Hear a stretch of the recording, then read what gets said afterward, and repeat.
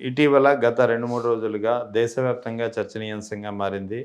Cockroach Janata party ఆధ్వర్యంలో NEET UG 2026 paper లీకేజీల ఘటనకు నిరసనగా ఇచ్చినటువంటి పిలుపు మేరకు వేలాదిగా జనం ఢిల్లీ రోడ్లపైకి వచ్చి చలో పార్లమెంట్ కార్యక్రమాన్ని విజయవంతం చేయడమే కాకుండా తమ ప్రదర్శన చేసే క్రమంలో ఆ యువత వాయిస్ని అణగదొక్కడానికి పోలీసులు, పారామిలిటరీ దళాలు ఎంత విచ్చలవిడిగా వాళ్ళని చితకబాదారు, లాఠీచార్జ్ చేశారో వీడియోస్ కళ్ళ ముందు నేను పోలీస్ ఆఫీసర్గా అటువంటి డ్యూటీలు చాలా చేసింది. అందరూ చూస్తున్నాం. నేను చెప్పేది ఏమంటే అది వెరీ సహజం.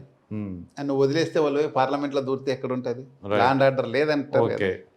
అవన్నీ చేయాల్సిందే, వాళ్ళని కంట్రోల్ చేయాల్సిందే, లాఠీ చార్జ్ చేయాల్సిందే, టీయర్ గ్యాస్ చేయాల్సిందే, వాటర్ క్యాన్ అంతా తేల్చిందే, అన్ని చేయాల్సిందే.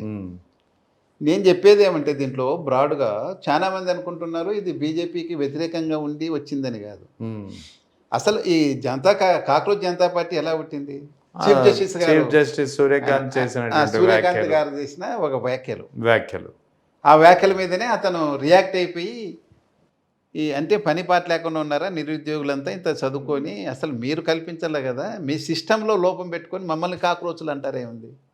సిస్టమ్ లోపం కదా, సిస్టమ్ మీద తిరుగుబాటు. మన రాజ్యాంగం మీద కాదు, రాజ్యాంగం ప్రకారం ఎలక్ట్ అయిన గవర్నమెంట్లు అనుసరించే విధానాల మీద తిరుగుబాటు. ఇది ఒక బీజేపీ మీద కాదు, అన్నీ ఈవెన్ కాంగ్రెస్ ఉంటే కూడా ఇదే జరుగుతుండే, ఇంకే పార్టీ ఉన్నా ఇదే జరుగుతుండే. అసంతృప్తి కూడు కట్టుకొని ఉంది ప్రజల్లో. ఏం అదృష్టం కొద్దీ నేషనల్ లెవెల్లోన మన తెలుగు మీడియా లేదు, ఉంటే దేశాన్ని కూడా కులపరంగానో ఏ విధంగా చీల్చేసి ఇట్లా కాక్రోచ్లంతా ఏకమే కాకుండా చూస్తుండ్రి.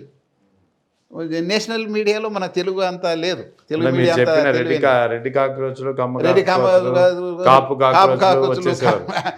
చేసేవాళ్ళు మొత్తం దేశాన్ని అంతా. ఇట్లా మీడియా అక్కడ లేదు. ఉన్నారు బీజేపీకి అనుకూలంగా అట్లా ఉండరు, కానీ ఈ విధంగా డివిజన్ అది ఓకే. ఇక్కడ జస్టిస్ సుప్రీంకోర్టులో ఒక అతను పిటిషన్ వేశాడు. టైం వేస్ట్ చేయొద్దండి, మాకు అంత టైం లేదా. అసలు ఒకటి చెప్పండి నాకు క్లియర్గా. జనరల్గా విఐపీస్ కానీ, రాజకీయ నేతలు కానీ, సెలబ్రిటీస్ కానీ కొన్ని ప్రత్యేకమైనటువంటి కేసులకు సంబంధించి తాము ఎదుర్కొన్న కేసులకు సంబంధించి పిటిషన్ దాఖలు చేసినప్పుడు సుప్రీంకోర్టులో ఎన్నోసార్లు మనం కూడా చూసాము. లంచ్ మోషన్ పిటిషను, లేకపోతే మిడ్ నైట్ వరకు కోర్ట్ టైమింగ్స్ని పొడిగించి దాని మీద అత్యవసరంగా విచారించి రాత్రిపూట జడ్జి తరపు విచారించడం, జడ్జి దగ్గర కోర్టుని నిర్వహించడం, ఇన్ని చూసాం కదా. అదంటే సమాజంలో ఉన్నతాధికారులకే న్యాయమా? ఇక్కడ ఈ వీడియో చూడడానికి, ఇలాంటి వీడియోలు చూసే టైం కూడా నాకు లేదు అని సుప్రీంకోర్టు వ్యాఖ్య చేసిందంటే సామాన్యులకు న్యాయ వ్యవస్థ మీద నమ్మకం పోవడమే. ఇప్పుడు న్యాయం అంటే అండి సుప్రీంకోర్టు వరకు అది ఎంతవరకు సమంజసం?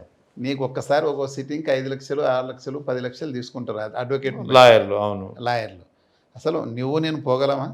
పోలేము. హైకోర్టు వరకు ఏదో పోరాడగలం, కానీ ఒక 5 లక్షల వరకు కేసుకంతా 5 లక్షలు, 10 లక్షలు ఇచ్చి మనం పోరాడతాం. ఒక్కొక్క సిట్టింగ్కి వాళ్ళు 10 లక్షలు, 15 లక్షలు, 20 లక్షలు తీసుకుంటారు ఒక్కొక్క. అవును, అది న్యాయవాదులు తీసుకుంటారు. వాళ్ళ ద్వారా కదా.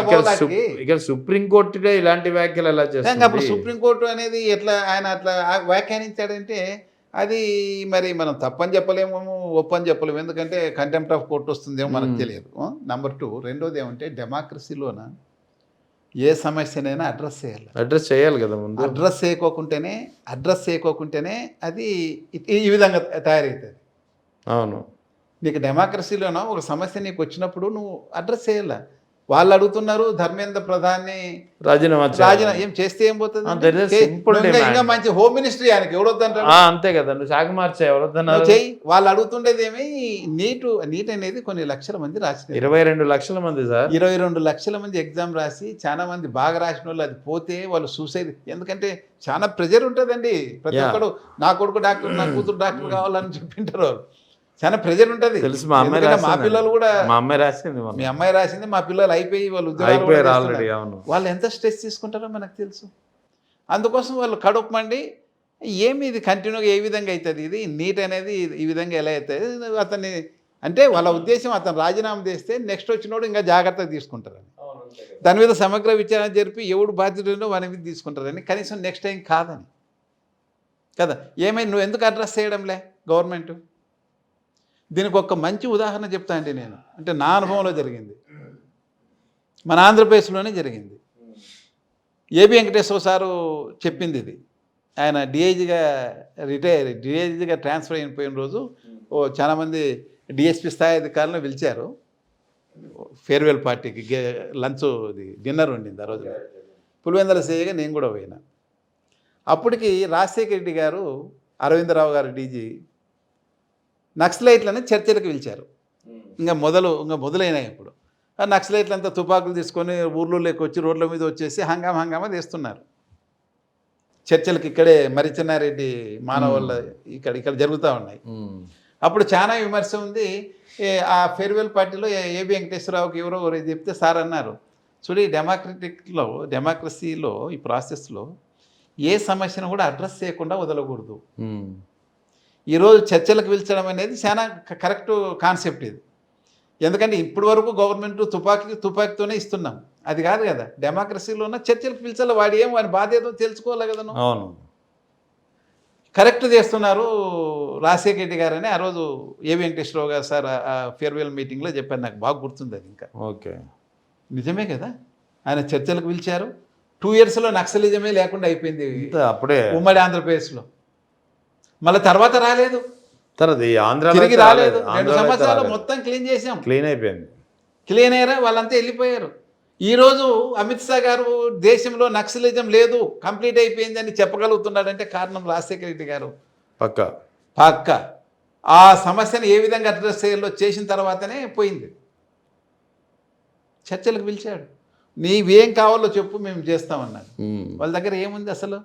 జనాలకంతా అర్థమైంది ఫేక్. మరి వాడు అడుగుతుంటే చెప్పడం లేదా, గవర్నమెంట్ అడుగుతుంటే నీకేం కావాలంటే నీ కోరిక ఏమి, దానికన్నా ఎక్కువ చేసినాం తర్వాత మనం ప్రజలకు. వాళ్ళు ఉన్నంతకాలం మారుమూల ప్రాంతాలకు రోడ్లు లేవు, వాళ్ళకు జీవనాధారం లేకుండా చేశారు నక్సలైట్లు ఉన్నంతకాలం. ఇప్పుడంతా హ్యాపీగా ఉన్నారు. No recruitment.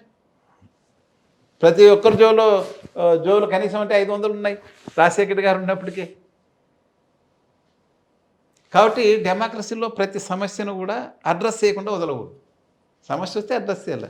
నీ కాక్రోచ్ పార్టీ పుట్టింది, వాళ్ళ డిమాండ్స్ ఏదో నువ్వు అడ్రస్ చేయాలా? సరే, అడ్రస్ చేయాల్సింది ఎవరు? గవర్నమెంట్ చేయాలి. ఇక్కడ న్యాయ వ్యవస్థను ఆశ్రయించినప్పుడు న్యాయ వ్యవస్థ ఏం చేయాలి? అదే నేను చెప్తున్నా కదా, న్యాయ వ్యవస్థ ఇప్పుడు లైవ్లో వస్తుంది. ఇంతకుముందు ఎట్లా మాట్లాడినా సరిపోతుంది, కానీ ఆయన మాకు అంత టైం లేదు, నీ టైం కూడా వేస్ట్ చేసుకోవద్దు అని వాళ్ళ తరఫున మాట్లాడదు.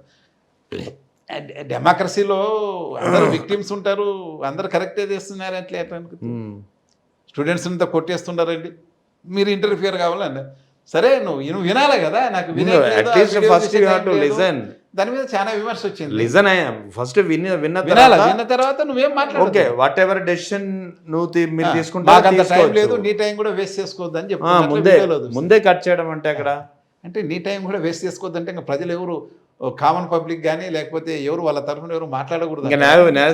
న్యాయస్థానాన్ని ఆశ్రయించకూడదు ప్రజలు. ఇంకా ఆశ్రయించకూడదు అంటే ఒక ఆయన పర్మనెంట్ కాదు కదా, చీఫ్ జస్టిస్ పోస్ట్ ఆయన ఇంకోరు వస్తారు. కానీ అది ఇంపాక్ట్ పడుతుంది కదా సామాన్యులపై, వ్యవస్థ మీద ఉంటుంది. వ్యవస్థ మీద అదే ఇప్పుడు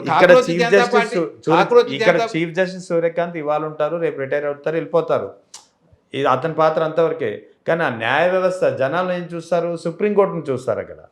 అది నేను చెప్పాను, సుప్రీంకోర్టు చూస్తారు. ఏదైనా కానీ మన దేశంలో అన్ని వ్యవస్థలు రోజు రోజుకు డిటరియేషన్ అయిపోతున్నాయి, స్థాయి తగ్గిపోతున్నాయి. మా పోలీస్ డిపార్ట్మెంట్ స్థాయి పూర్తిగా ఎవరు నమ్మే పరిస్థితి లేదు. లేయింగ్ కేసుకెళ్తున్నాయి. అన్నిటికన్నా ఇప్పుడు నమ్మకం ఉండేది నీకు ఈ ఎగ్జిక్యూటివ్ లైన్, ఈ మంత్రులు, ముఖ్యమంత్రులు, ప్రధానమంత్రులు వీళ్ళందరూ కూడా పొలిటికల్గా వాళ్ళ బేసు కోట్లు సంపాదించుకునే తప్పిస్తే మనకు సంబంధం లేదని జనాలు అనుకుంటున్నారు. కోర్టులో ఏం జరిగేది ఏమో తెలియదు కదా. లాస్ట్ కోర్టు మీదనే మనకు నమ్మకం ఉండే. ఇట్లా వ్యాఖ్యల వల్ల ఆ సిస్టమ్ మీద కూడా నమ్మకం పోయినప్పుడే ఈ కాక్రోచ్ జనతా పార్టీలు, జంజీ ఉద్యమాలు అన్నీ పుట్టుకొస్తాయి. దీనిని అడ్రస్ చేయాలి. మీరు అడ్రస్ చేయకుండా వదిలేస్తే ఘోరంగా ఉంటుంది పరిస్థితి. విదేశీ శక్తులు ఇల్లు ఆరోపిస్తున్నట్లు ఇప్పుడు ఆరోపణే ఉండొచ్చు, అది నిజంగానే ఎంటర్ అవుతాయి. సిఐఏ లాంటి సంస్థలు లేకపోతే ఐఎస్ఐ లాంటి సంస్థలు ఎంటర్ అవుతాయి దీంట్లో. ఎందుకు రైతు ఉద్యమాలు కాలేదా? ఖలిస్తాన్ తీవ్రవాదులు కెనడా నుంచి ఎక్కడి నుంచి మన పాకిస్తాన్ నుంచి సపోర్ట్ చేయలేదా రైతు ఉద్యమాల్లో? సంవత్సరం పాటు జరిగింది. ఎక్కడి నుంచి వచ్చేది వాళ్ళకి డబ్బు అంతా? సంవత్సరాలు తరబడి రోడ్ల మీద ఎలా కూర్చోగలిగిన రైతులు? డెఫినెట్గా విదేశీ హస్తం ఉంది అంటున్నా. దీనికి కూడా నువ్వు దాన్ని ఆ సమస్యని అర్లీగా అడ్రస్ నువ్వు సంవత్సరం 2 ఏళ్ళ తర్వాత సంవత్సరంన్నర తర్వాత ఏమో రైతు చట్టాలంతా తీసేస్తున్నా అని చెప్తిరి. వాళ్ళు ఏ దాని మీద ఉద్యమం చేస్తున్నా అవన్నీ రద్దు చేస్తున్నాం అని చెప్తిరి. అదేదో ఇప్పుడే చేస్తే అయిపోయాయి కదా, ఇదంతా ఇష్యూ అయిపోయినాక ఎందుకు నీకు? ఏం ధర్మేంద్ర ప్రధాన ఎవరైనా ఆయన రాజీనామా చేసి తర్వాత డిప్యూటీ ప్రైమ్ మినిస్టర్ ఎవడొద్దంటాను నీకు. ముందు వాళ్ళు విద్యాశాఖ మంత్రిగా చేయమంటుంటారు, లేకపోతే అతన్ని గల్లు పంపించమని అడగడంలే. మీరేం గట్టి హామీ ఇచ్చారు ప్రైమ్ మినిస్టర్ గారు, ఏ ఒక్కరు కూడా దీంట్లో తప్పించుకోలేరని. కానీ సూపర్వైజ్ చేసిన వాడిని ముందు తప్పిమంటున్నారు వాళ్ళు. ఆయన తప్పికుంటే నువ్వు తప్పుకోవాలా ప్రధానమంత్రి. పరిస్థితులు అట్లా వస్తాయి. కాబట్టి ఇది బీజేపీకి వ్యతిరేకంగానే ఈ కాక్రోచ్ జనతా పార్టీ వచ్చేసి పోయిందనేది అబద్ధం. మొత్తం వ్యవస్థ మీదనే తిరుగుబాటు ఉంది. వ్యవస్థనే లోపభూయిష్టంగా, అంటే ఏదైనా కానీ మన భారత రాజ్యాంగం చాలా స్ట్రాంగ్ ఉందండి, చాలా స్ట్రాంగ్గా, చాలా సిస్టమేటిక్గా. దాన్ని ఫాలో అయితే ఇబ్బంది లేదు. దాన్ని ఫాలో కాకుండా నీవు ఎక్కడెక్కడ షార్ట్స్ కట్ పెట్టుకొని వ్యవస్థలో లోపాల మీద తిరుగుబాటు తప్పిస్తే ఒక బీజేపీ మీద తిరుగుబాటు. అది ఇక్కడ బీజేపీ మీద అని కాదు, కానీ ఇక్కడ ఇవాళ ఈ ఎడ్యుకేషన్ సిస్టమ్ మీద కానీ వ్యవస్థ మీద కానీ తిరుగుబాటు వచ్చింది.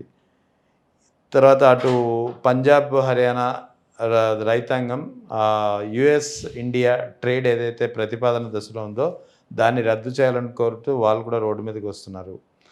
అంటే ఇక్కడ వ్యవస్థలు వర్సెస్ ప్రజలు అని మనం బేరీజ్ వేసుకుంటే అసలు ఏం జరగబోతుంది? ఒక యువతలో ఉన్న ఫ్రస్ట్రేషన్ ఆ కాక్రోచ్ జనతా పార్టీ ఆధ్వర్యంలో జరిగినటువంటి ఈ చలో పార్లమెంట్లో మనం చూసాం. రైతుల నుంచి కూడా ఒక వ్యతిరేకత వస్తూ ఉంటుంది.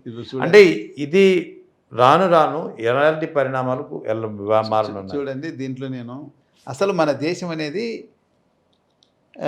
అగ్రికల్చర్ బేస్డ్ కంట్రీ అండి మనది. అగ్రికల్చర్ బేస్డ్ ప్రోడక్ట్స్ మీద కానీ లేకపోతే అగ్రికల్చర్ ఉత్పత్తి కానీ చేస్తేనే మనం బాగుంటాం.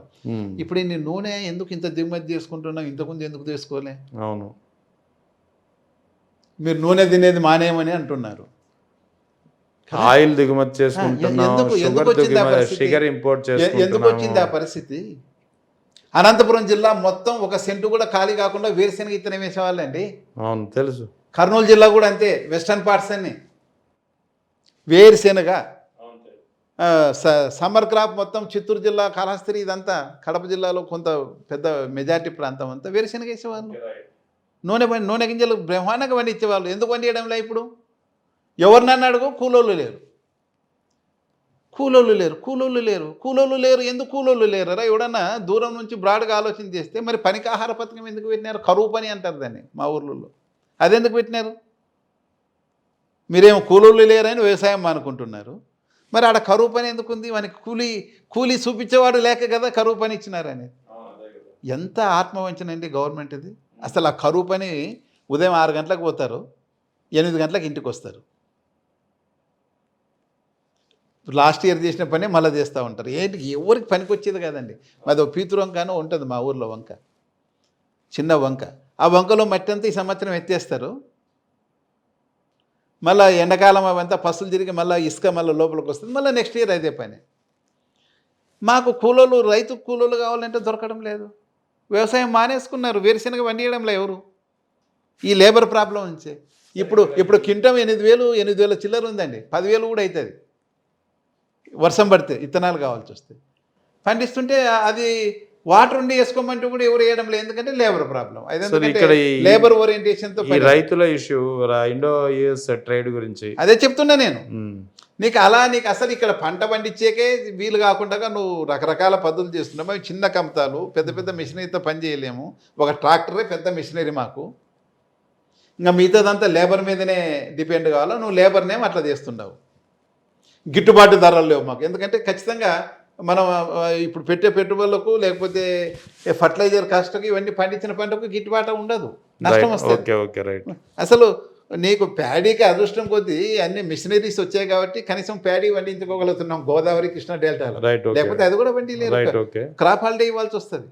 ఇటువంటి పరిస్థితి పెట్టుకొని నువ్వు అదే మనం పండే పంటను నువ్వు అమెరికా నుండి దిగుమతి చేసుకుంటామంటే ఎక్కడైతుంది? అతని ప్రజలకు తలోకి వాళ్ళు పెద్ద మిషనరీతో చేస్తారండి. 2 మనుషులు 100 ఎకరాలు 200 ఎకరాలు చేస్తున్నారు వాళ్ళ మిషన్ సాయంతో. నేను అది కూడా చూసి వచ్చాను, అమెరికాకి వెళ్ళి ప్రత్యేకంగా గమనించి దాన్ని స్టడీ చేసి వచ్చాను. 5-6 మంది మనుషులతో చేస్తున్నారు. వాడు కూడా సూట్ బూట్ వేసుకొని చేస్తున్నాడు మిషనరీతో అంతా. మనకు అట్లా చేయనీకి వస్తుందా? ఎక్కడైనా ఒక బెల్ట్ వేస్తే మొక్కజొన్నను లేకపోతే అది బీన్స్ ఏదో వేస్తారు వాళ్ళు, సోయాబీన్. ఒక్కొక్క బెల్ట్ 200 ఎకరాలు 300 ఎకరాలు ఉంటుంది ఒకటే. ఇది ఇరిగేషన్ కూడా పెద్ద స్తంభంతో చేస్తుంటారు రౌండ్గా. పెద్ద పెద్ద ట్రాక్టర్ పెద్ద చక్రాలకు పెట్టి పెద్ద ఇరిగేషన్ కూడా పైప్ పెట్టేసి దానికి కనెక్షన్ ఇచ్చేసి అది ట్రాక్టర్ పోతుంటే ఇదంతా నీళ్ళు తెరిపిస్తుంటారు స్లోగా. అది అంతా మెకనైజ్డ్గా చేసి వాళ్ళు పండిస్తే ఆ పంటను మనం దిగుమతి చేసుకుంటే మనం ఇక్కడ బతుకుతారండి. 140 కోట్ల జనం ఉంది, దాంట్లోనే మెజారిటీ అగ్రికల్చర్ లేబర్ ఉండరు. వాళ్ళకు నువ్వు పని కావాల్సినంత పెట్టుకొని నువ్వు కరువు పని గిరువు పని అని వాళ్ళ శ్రమను వేస్ట్ చేస్తుంటే